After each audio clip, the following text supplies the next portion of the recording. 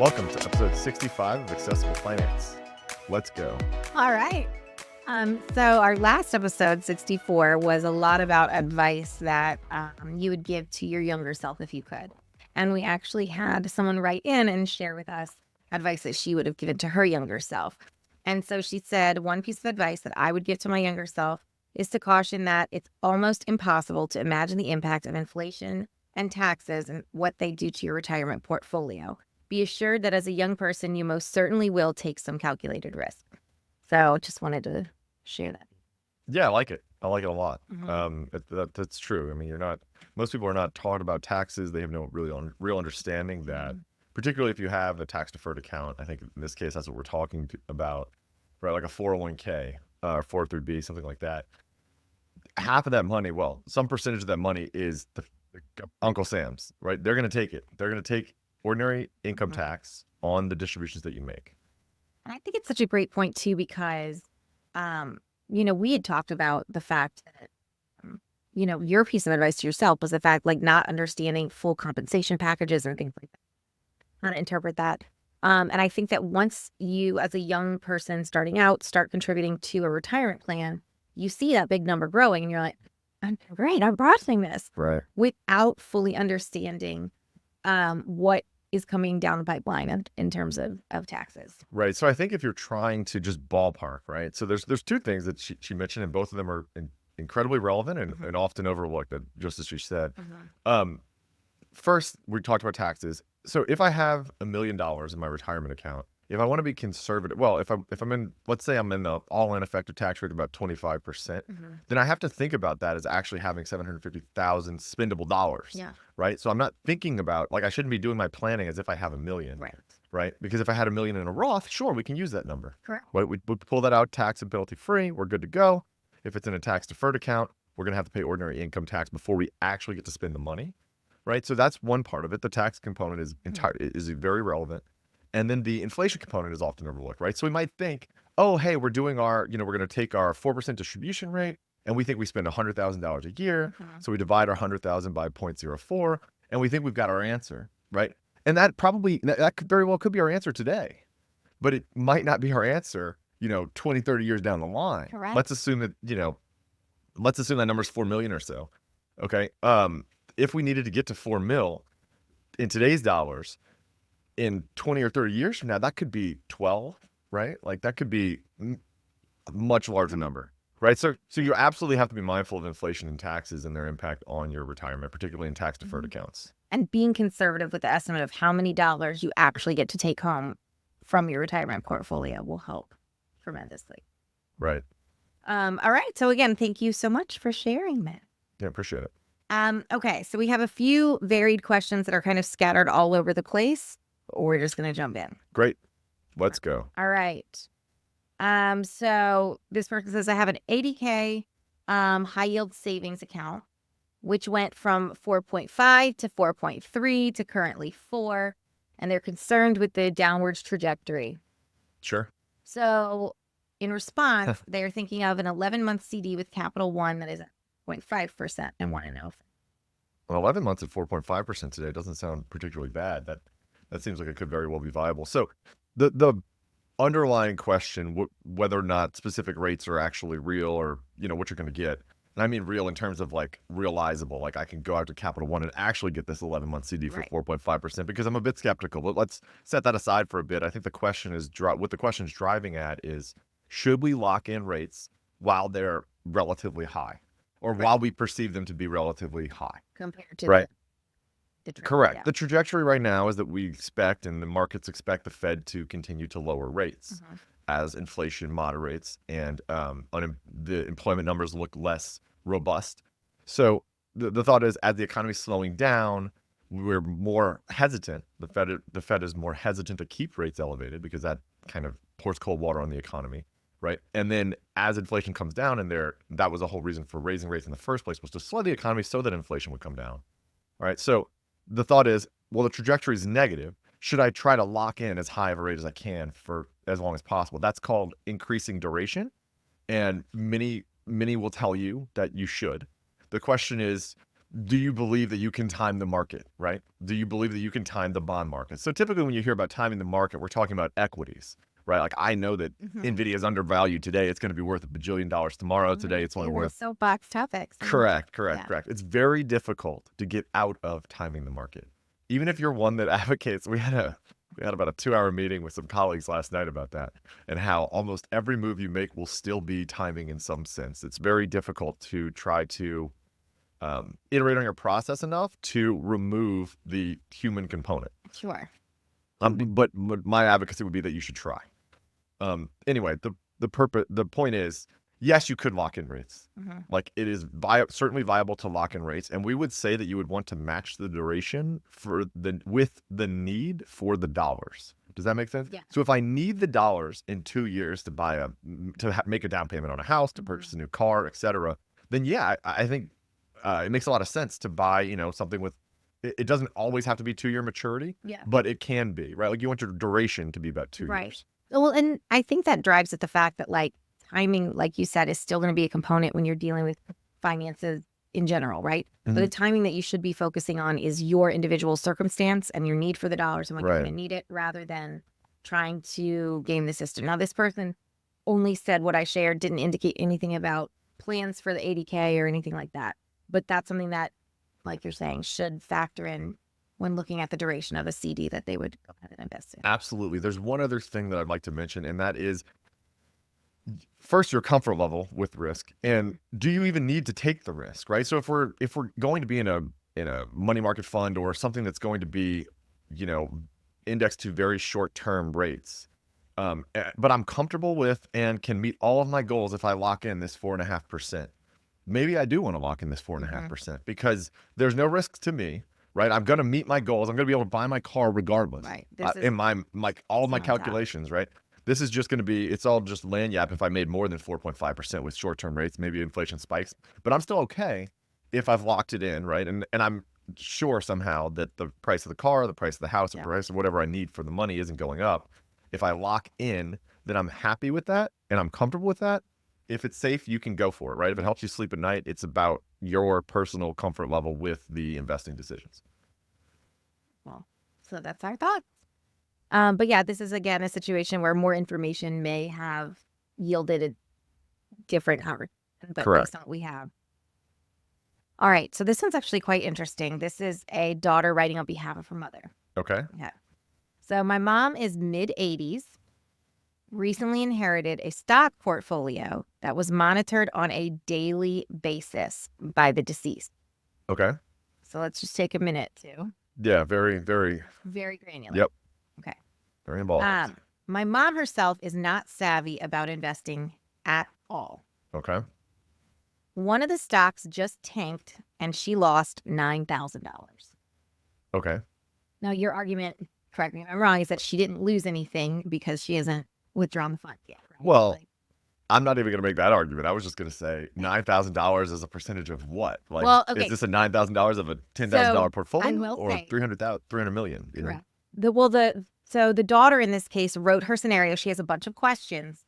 There were lots of discussion there, lots of questions back to daughter. Daughter never replied. So we don't know what size this portfolio is. That's a big old question mark hanging in the air. Sure. So it may be that we're discussing choices based upon like if it's over this, then this, if it's under, Right. I'm also interested in what percentage of the actual holding that is. Correct. Does that make sense? Like nominal. Did a stock tank 50% itself or like? Exactly. Was it worth 18,000 and now it's 9 and therefore it lost 50% of its value? Or was it 900,000 and it lost 9 and it lost 1% of it? Those are different, very different scenarios, and we would be very level of concern with each. While daughter was saying mom is very not that.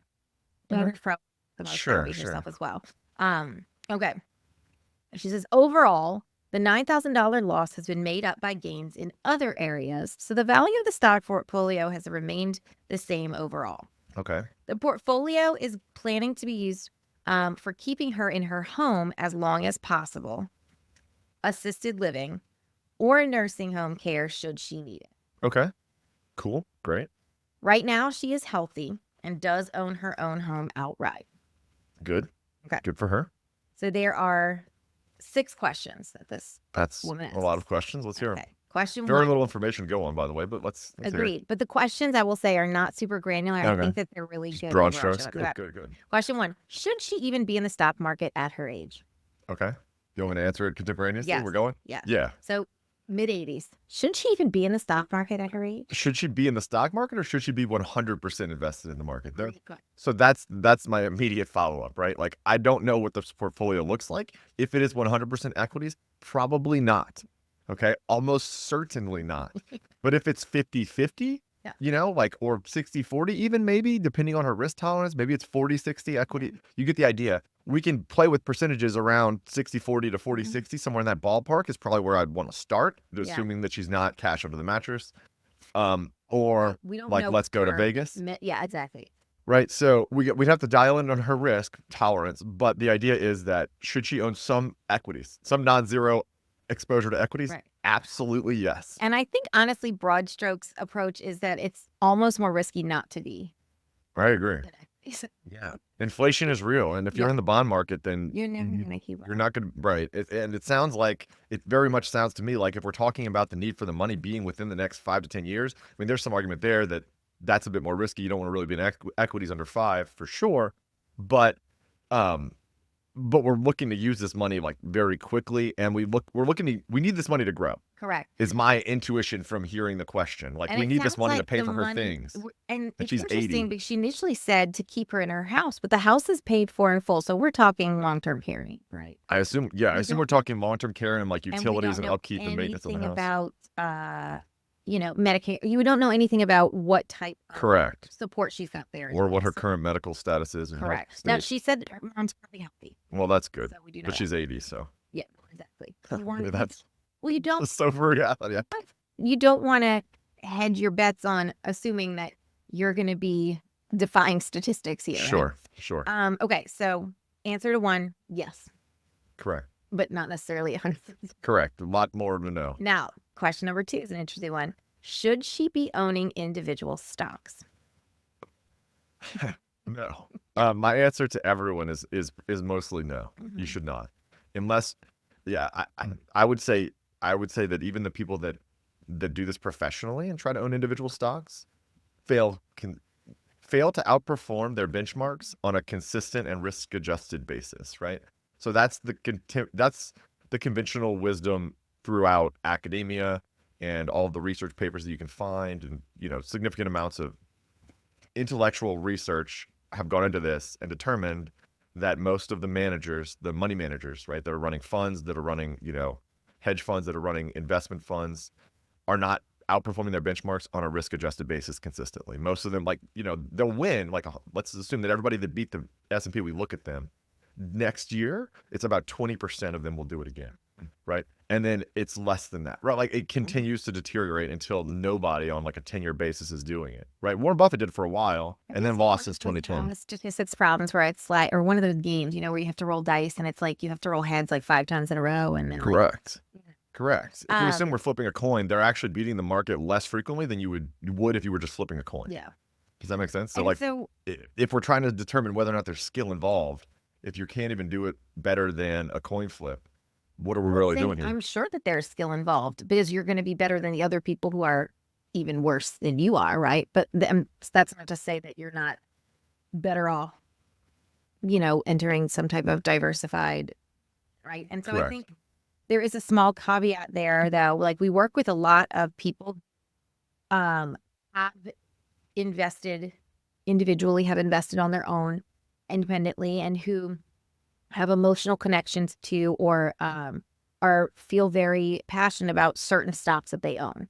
So when looking at creating a portfolio for them that preserves some of those holdings, I think that there is a way to kind of try to find that balance where you don't overweight yourself with individual stocks. I agree. While still kind of, being able to maintain that desire on their behalf. Sure. I think there's a way to navigate the situation and to construct portfolios in a way that incorporates the, maybe emotional attachment to the stock, or, we'd argue that that's not something that we would really want to perpetuate if we can help.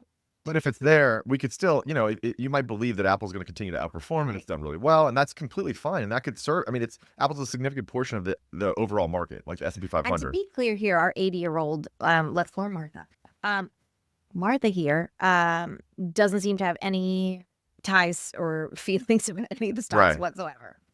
All right, question number 3. What are some safer ways to invest that will protect the value and hedge against potential inflation? Wouldn't everybody like the answer to that question? I mean, if we're talking about hedging against inflation, tips or something like that, but it depends on what what your expected return needs to be. Like, how much money do we have to make? What is our risk capacity, right? Like, how much risk do we need to take to achieve our goals? So that's the biggest question here.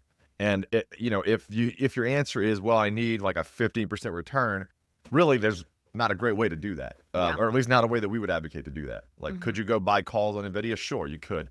Would it work out? I don't know, maybe.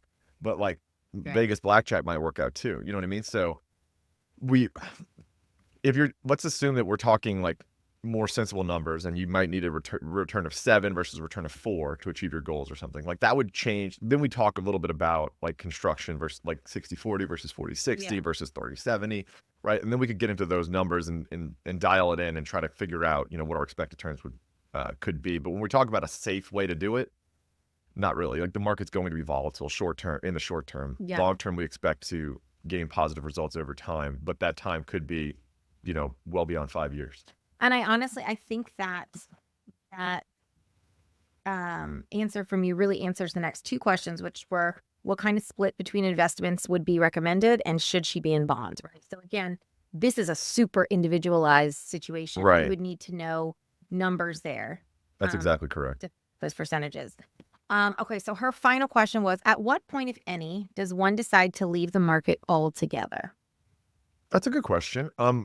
The short answer is when you no longer need returns in excess of fixed income, right? So if I don't need an 8% return, if I have no charitable intentions, no desire to leave like a substantial inheritance to the kids, or I'm content with what I have, right? And I just want to I want to keep my principal the same, realizing that it's going to be slowly eroded with inflation over time. If I'm comfortable with that, then absolutely I don't need to take the risk, right? I can be all in bonds, municipal bonds, the safest treasury T-bills and municipal bonds. And, well, municipal bonds aren't exactly safe, just to be clear. They're not safe, but they're a way to shield yourself from taxes, right? So the safest bonds, when we think of that, we're talking short-term government bonds. We typically think of the fact that the U.S. government can print money as a pretty good hedge against default. So if they were going to default, I mean, Congress has, over the years, had some spectacles around, the spending limits and the budget ceilings and everything else. But that aside, push comes to shove, the U.S. government and Treasury could just print dollars and then pay the bond debt with those dollars, or pay the coupons with those dollars. So munis over like corporate, right? That's why Treasury is over everything. Thank you. But municipalities can default, and they do, particularly if we're looking for specific issuance. There are different types of municipal bonds. There's, GOs are some of the most common. Those are general obligations. But each municipality has different ways that they're going to guarantee or substantiate the payments for the bonds. Texas has like its own fund. It doesn't matter. Sorry, I didn't mean to get too granular there. But if you have like specific purpose muni bonds, like this is to build a stadium and then the revenues from the stadium are going to fund the coupons, those are the ones that are most likely to default. Like, this is a specific power plant that we're going to build. If that purpose does not come to fruition. Exactly. If some of those things, don't actually work, then the bondholders could be on the hook and the bond could default. But ultimately, you would exit the market at the point in time that you don't no longer need the returns. Correct. When you're not comfortable with or no longer need to take if you're not comfortable with or no longer need to take the risk to achieve your goals, then you're good to go. You can get out of there. And I think that this really all comes back to, and I think almost all of these questions come back to the fact that, one of the first things that we do with clients, and one of the first things that any financial planner should be doing with someone they're working with, is a discussion. I mean, we've talked a lot about cash flow, but at the same time, we're having discussions with every single client about like risk tolerance and risk capacity. And with the understanding that can and will change over time. And so especially when you're looking at the later part of your life, you're, instead of having a super wide road where it could go anywhere, it starts to narrow a bit. And so you have a much clearer path as to what the dollars are needed for, what's coming up. But then you also have a lot of unexpected things that might come up, particularly health related and things like that. Correct. So constant revision of what that risk capacity is to make sure that you're financial plan meets those needs is crucial. Correct. Just one little brief, we'll put a bow on this here, is we would not advocate exiting the market completely in almost all cases. Like we would almost never say you should get completely out of equities, right? It provides a decent hedge. Like part of the idea here is that we want non-perfectly correlated assets so that if the bond market plummets, why would that happen? Maybe a sudden unexpected spike in inflation, right? Or a sudden soaring of the economy, right? And the Fed needs to just slow it down, rein it in a bit so that inflation doesn't run rampant. That would cause them to raise rates. And when the Fed raises rates, then the price of existing bonds has to go down, right? Because we've talked about this a little bit before, but if I buy a bond at 3%, okay, and I paid $100 for a bond at 3%, it's giving me $3 a year, all right? And then the Fed's now issuing new bonds that are paying $5 a year for $100. Yeah, now my bond that's paying me $3 a year, there's no way I can go sell it to somebody for $100. Does that make sense? Because they can go pay $100 and get to $5. Right. So they can pay $100 for $5. So then now what are they going to pay for mine? Maybe it's $98, right? Maybe it's $97. But the idea is that the price of bonds moves inversely to the rates that are currently being paid. Okay, so does that make sense? So when the Fed raises rates, the bond prices go down. And if my whole portfolio is holding bonds, well, the value of my whole portfolio went down. So we want things that are not going to move exactly with those bonds. And that typically, empirically, has been stocks, right? So equity markets. So my holdings of equities might go up when my bond prices go down, and I'm pretty happy with that. So yes, you could dial back. You could scale way back in your equities. You can go down to 10% or 20% equity holdings. But probably we wouldn't want to hit zero. Yeah. That was it. That was the point. Perfect. We good? All right. Well, we have quite a few more questions on deck. So our next few episodes for sure are going to be based on questions because we keep receiving them. I'm excited. Yeah. All right. Until next time. Thanks, guys.